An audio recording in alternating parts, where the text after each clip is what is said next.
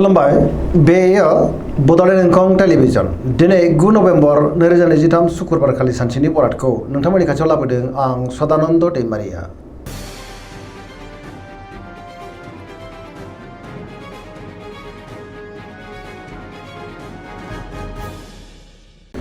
सिगां फरायनो लादों मेष राशि गिबि हांखो अ ल दिनैनि साना जोबोर मोजां जेरावबो जाफुंसारगोन आरो देरहासारगोन सुरखौ दिनै गोरलैयैनो फेजेननोबो हागोन। बहाबा हान्थिनो एबा दावबायनो खाबु मोननो हागौ। मावनो लानाय खामानिखौ थि समावनो मावफुंनो हागोन। सिगांनि बबेबा आद्रा खामानियाबो दिनै मावफुंजानो हागौ। गोसोआ दिनै जोबोर खुसि जागोन। रांखावरियाव मोजां बेफार फालांगियावबो मोजां देहाया मोजाङै थागोन अब्लाबो नाथाय जानाय लोंनायाव सांग्रां जानांगोन। सोरबा लोगोनिफ्राय मोजां खौरां फैनोबो हागौ। गुबुननिफ्राय थोजासे हेफाजाबखौ मोननो हागोन। न'खरावबो अननानै फैगोन।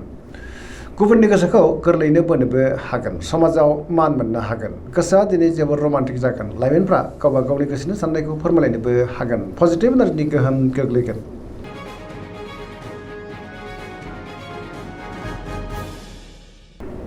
वृष राशि गिबि हांखो इ उ ब दिनैनि साना जोबोर मोजां। गोसोखौ दिनै जोबोर गोजोननाय मोनगोन। गोसोनि बोलोआ बांगोन। मावनो लानाय खामानिखौ दिनै थि समावनो आरो गोरलैयैनो मावफुंनोबो हागोन। माबा नङा माबा मोनसे मोजां खौरां मोननोबो हागौ। समाजाव लोगो लेवा बांगोन। गुबुनजों मान होजागोन। रांखावरियाव मोजां बेफार फालांगियावबो मोजां होनजायो। न'खराव बिसि फिसायनि गेजेराव अननानै फैगोन। देहाया दिनै मोजाङैनो थागोन।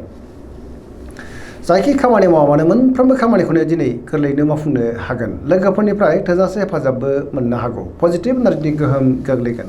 लाइमोनफ्रा जोबोर रमान्टिक जागोन आरो गावबा गावनि गोसोनि साननायखौ फोरमायलायनोबो हागोन।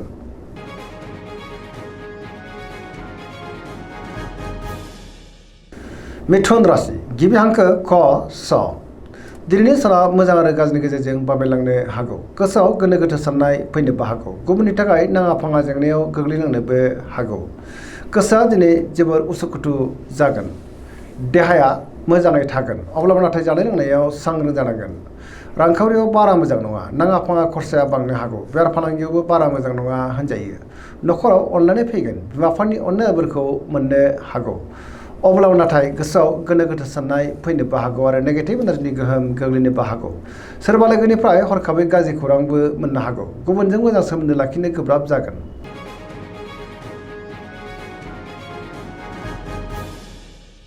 कर्कट राशि गिबि हांखो ड ह दिनैनि साना जोबोर मोजां। गोसोखौ दिनै जोबोर गोजोननाय मोनगोन। बहाबा थाङोब्ला दिनै जोबोर मोजां आरो मोजाङैनो हान्थिनोबो हागोन।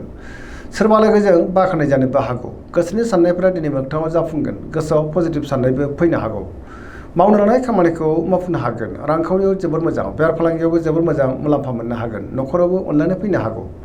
समाजाव लोगो लेवा बांगोन। देहाया दिनै मोजाङैनो थागोन। गुबुननिफ्राय थोजासे हेफाजाबबो मोननो हागौ। फरायसाफ्रा दिनै फरायनायाव गोसो दुंखांगोन आरो मोजां फिथाइ मोनगोन।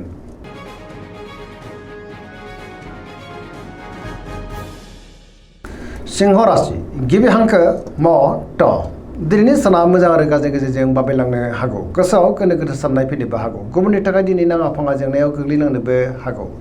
सोरबा लोगोजों रायखोमा जानोबो हागौ। बहाबा थाङोब्ला दिनै सांग्रां जानांगोन।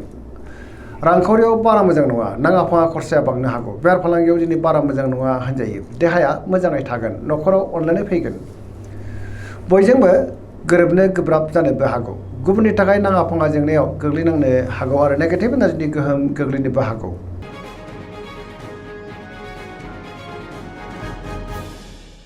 कन्या राशि गिबि हांखो फ ट दिनैनि साना मोजां आरो गाज्रिनि गेजेरजों बाबेलांनो हागौ। गुबुनजों मोजां सोमोन्दो लाखिनो गोब्राब जागोन। माबा नङा माबा मोनसे जेंनाजों मोगा मोगि जानांनोबो हागौ। गोथों आरो गोग्गो साननो रोंनाय नङा। गियाननि आंखाल जानोबो हागौ।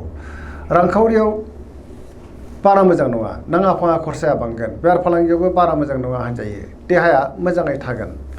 अब्लाबो नाथाय जानाय लोंनायाव सांग्रां जानांगोन। गुबुनजों सोमोन्दो लाखिनो गोब्राब जानोबो हागौ। सोरजोंबा रायखोमा जानोबो हागौ आरो नेगेटिभ एनार्जिनि गोहोम गोग्लैनोबो हागौ।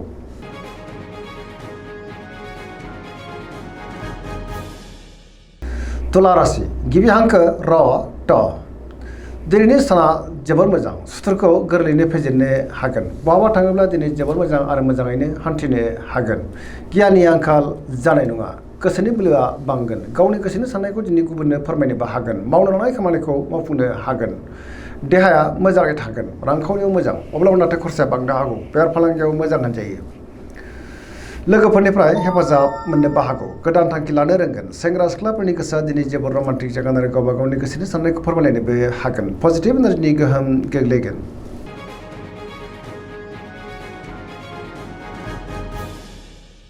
वृश्चिक राशि गिबि हांखो न स दिनैनि साना जोबोर मोजां बयजोंबो गोरोबनो रोंगोन बहाबा थाङोब्ला दिनै जोबोर मोजां आरो मोजाङैनो हान्थिनोबो हागोन गुबुननि गोसोखौ गोरलैयैनो बोनोबो हागोन समाजाव लोगो लेवा बांगोन गुबुननि थाखाय दिनै गोबां मोजां खामानि मावनानै होनोबो हागोन सोरबा लोगोजों बाख्नायजानानै गोसोआ दिनै जोबोर खुसि जागोन गोसोनि साननायफ्रा मोगथाङाव जाफुंनोबो हागौ समाजाव मान बांगोन गोबां मोजां खाबुबो दिनै मोननो हागौ रांखावरियाव मोजां बेफार फालांगियावबो मोजां होनजायो देहायाबो दिनै मोजाङैनो थागोन गुबुननिफ्राय थोजासे हेफाजाब मोननो हागौ फरायसाफ्रा दिनै फरायनायाव गोसो दुंखांगोन आरो मोजां फिथाइ मोनगोन लाइमोनफ्रा जोबोर रमान्टिक जागोन आरो गावबा गावनि गोसोनि साननायखौ फोरमायलायनोबो हागोन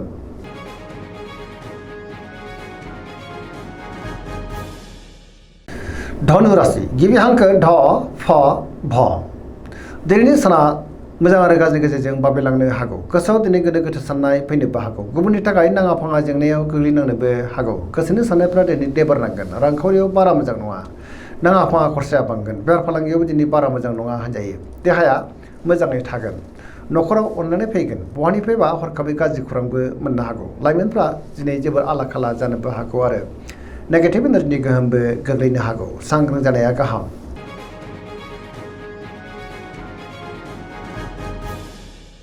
मकर राशि गिबि हांखो ख ज दिनैनि साना जोबोर मोजां गोसोखौ दिनै जोबोर गोजोननाय मोनगोन बहाबा थाङोब्ला दिनै जोबोर मोजां आरो मोजाङैनो हान्थिनोबो हागोन गुबुननि थाखाय दिनै गोबां मोजां खामानि मावनानै होनोबो हागोन रांखावरियाव मोजां बेफार फालांगियावबो मोजां होनजायो गुबुनजों मोजां सोमोन्दो लाखिनोबो रोंगोन गोदान खामानियाव आखाइ होजेननो हागोन न'खराव अनलायनाय फैगोन बिदा फंबायनिफ्राय थोजासे हेफाजाबबो मोननो हागौ सेंग्रा सिख्लाफ्रा जोबोर रमान्टिक जागोन आरो गावबा गावनि गोसोनि साननायफोरखौ फोरमायलायनोबो हागोन फरायसाफ्रा दिनै फरायनायाव गोसो दुंखांगोन आरो मोजां फिथाइ मोनगोन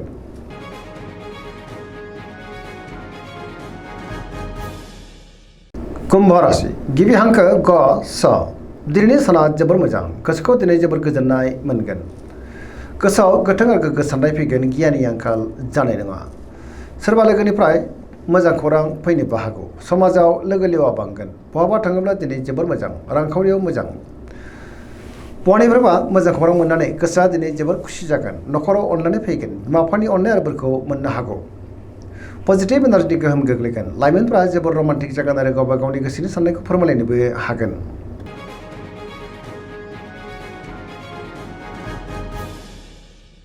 मीन राशि गिबि हांखो ड स दिनैनि साना जोबोर मोजां गुबुनजों मोजां सोमोन्दो लाखिनोबो रोंगोन बहाबा दावबायनो एबा हान्थिनो खाबु मोननो हागौ पजिटिभ एनार्जिनि गोहोम गोग्लैगोन सोरबा लोगोजों बाख्नायजानोबो हागौ रांखावरियाव दिनै जोबोर मोजां बेफार फालांगियावबो जोबोर मोजां न'खराव अननानै फैगोन सोरजोंबा बाख्नायजानानै गोसोआ दिनै जोबोर खुसि जागोन लाइमोनफ्रा जोबोर रमान्टिक जागोन आरो गावबा गावनि गोसोनि साननायखौ फोरमायलायनोबो हागोन पजिटिभ एनार्जिनि गोहोम गोग्लैगोन धोरोमारि बिथिङावबो दिनै गोसो दुंखांनो हागौ दिनैनि राशि फरायनाया एसेनोसै जोबनायाव बेखौनो खावलायो जाहाथे नोंथांमोना सानफ्रामबो जोंनि बे बड'लेण्ड इंखं टेलिभिजनखौ नायबाय थायो आरो साबस्क्राइब खालामो लोगोसे लाइक खालामो आरो शेयार खालामो एसेनोसै गोजोन्थों।